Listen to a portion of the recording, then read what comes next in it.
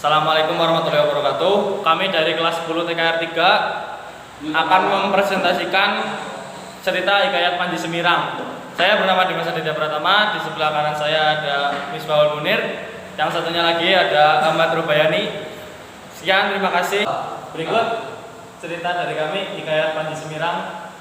Alkisah pada zaman dahulu kala di belahan bumi Jawa ada sebuah kerajaan bernama Daha. Diceritakan Raja Daha mempunyai dua orang putri yang cantik jelita.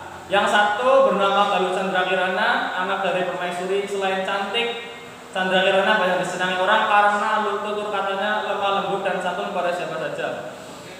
Putri yang satunya lagi adalah Galuh Ajeng, keturunan dari selir yang bernama Paduka Liku. Tabiat Galuh Ajeng kurang baik, ia selalu iri pada kakak tirinya. Warga seisi istana banyak yang tidak menyukai dirinya.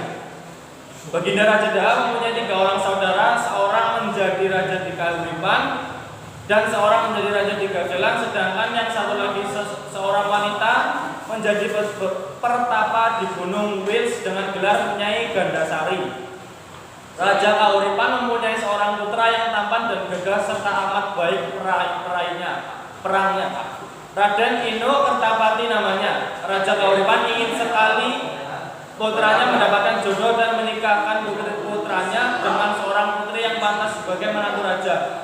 Setelah menimbang sana sini dan pilih sana pilih sini, maka pilihan calon menantu itu jatuh pada putri saudaranya yang cantik jelita, yaitu Galuh Candrakirana.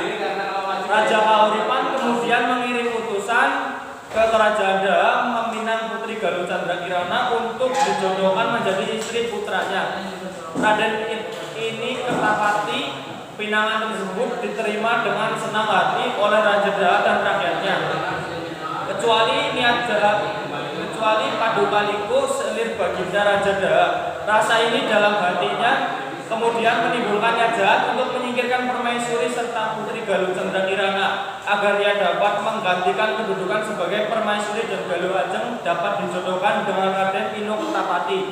Untuk melaksanakan niat jahatnya itu, Paduka Liku pada suatu hari membuat makanan tapai yang dicampur dengan racun dan disuruhnya seorang dayang untuk memberikan tapai itu kepada permaisuri. Permaisuri dengan senang hatinya menerima pemberian tapai tersebut karena baru pertama kali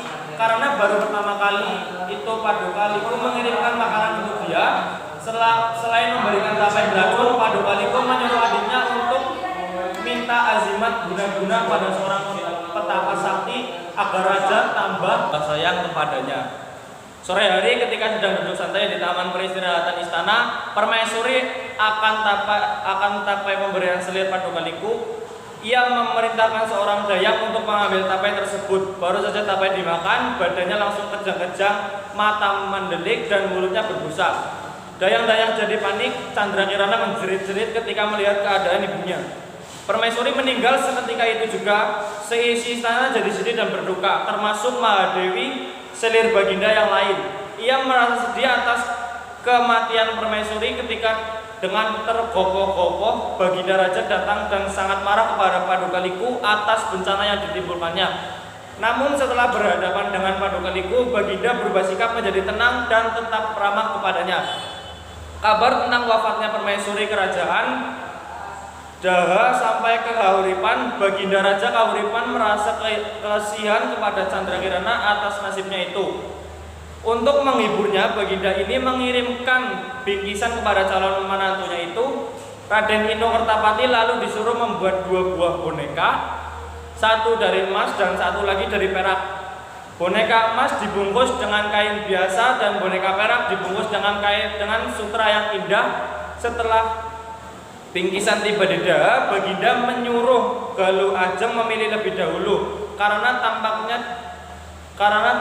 tamaknya diambilnya bungkusan sutra dan yang berbungkus dengan kain biasa diberikan kepada Candrakirana. Betapa gembiranya hati Candrakirana setelah membuka bingkisan. Ternyata yang didapatkannya adalah boneka emas yang berkilau-kilauan di timang-timangnya boneka itu dan selalu dibawanya kemana ia pergi.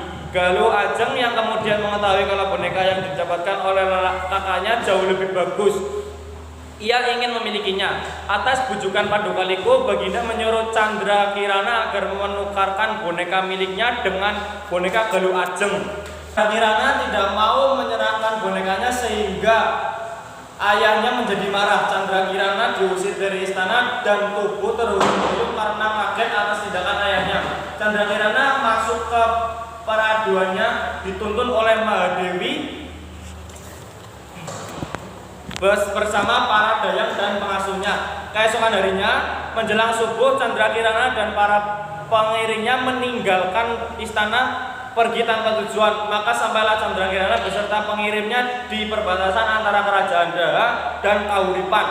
Candra Kirana memutuskan untuk menetap di perbatasan tersebut, membangun kerajaan kecil, dan atas kesepakatan para pengiringnya, dia menjadi raja kecil di tempatnya yang baru itu. Untuk menjaga kerahasiaan akan siapa sejatinya mereka, semuanya menyamar sebagai pria, dan putri Candra Kirana mengganti namanya menjadi Panji Semirang. Untuk memperkuat kerajaan, mereka melakukan perampokan kepada setiap orang atau rombongan yang melewati daerahnya, lalu menahannya dan memaksa mereka untuk menetap di tempat itu.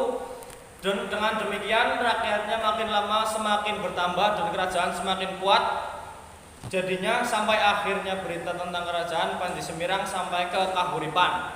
Pada waktu utusan Raja Kahuripan membawa barang-barang dan hadiah, uang dan mas kawin untuk meminang putri Galuh Candra Kirana, rombongan tersebut dicegat dan dirampok tentara Panji Semirang. Kemudian pimpinan rombongan utusan Raja Kahuripan itu, Panji Semirang, berpesan barang rampasan dan uang hanya akan dikembalikan apabila Raden Inokertapati sendiri yang datang menghadapi Panji Semirang.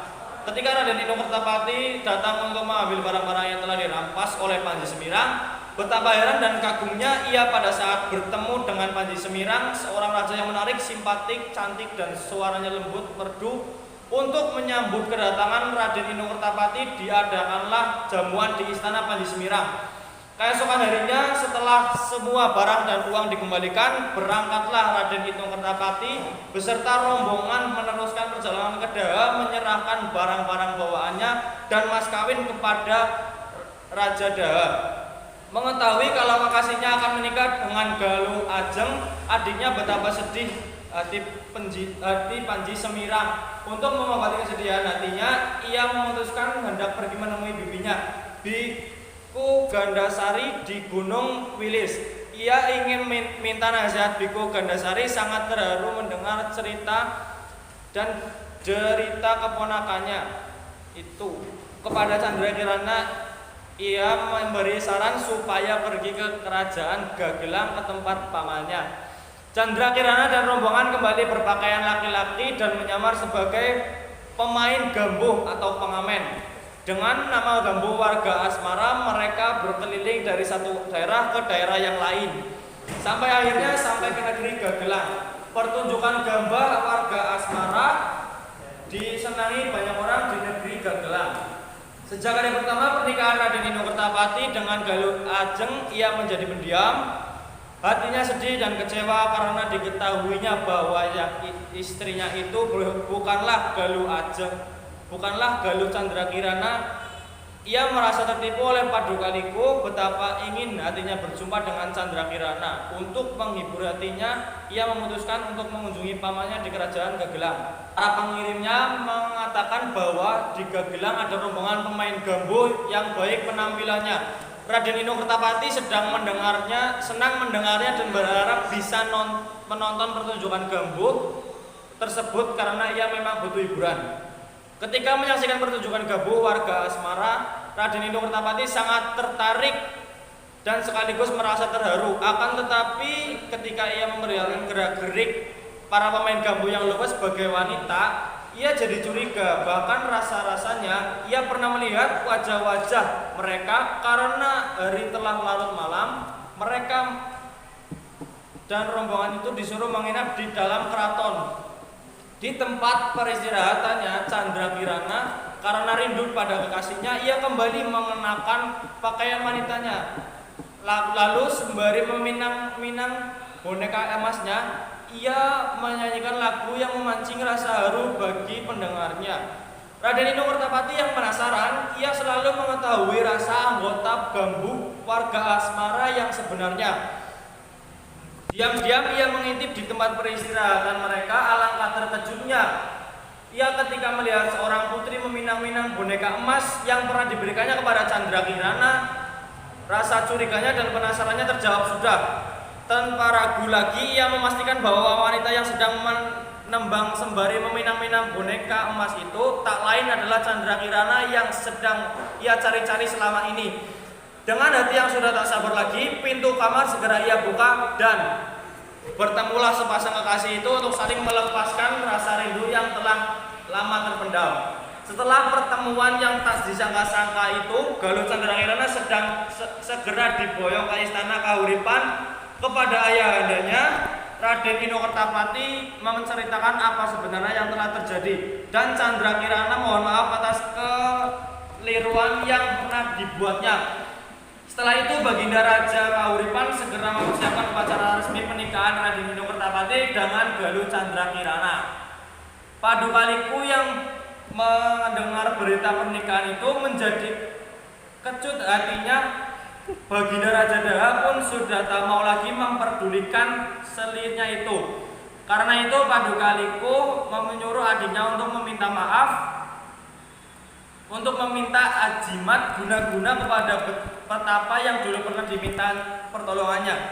Tetapi sayang, untung tak dapat diraih, malah tak dapat ditolak. Di tengah perjalanan adiknya itu disambar petir dan meninggal dunia. Paduka Liku putus asa lalu bunuh diri. Terima kasih. Sekian dari kelompok kami. Mohon maaf bila ada kesalahan kata atau tutur kata yang kurang baik. Wassalamualaikum warahmatullahi wabarakatuh.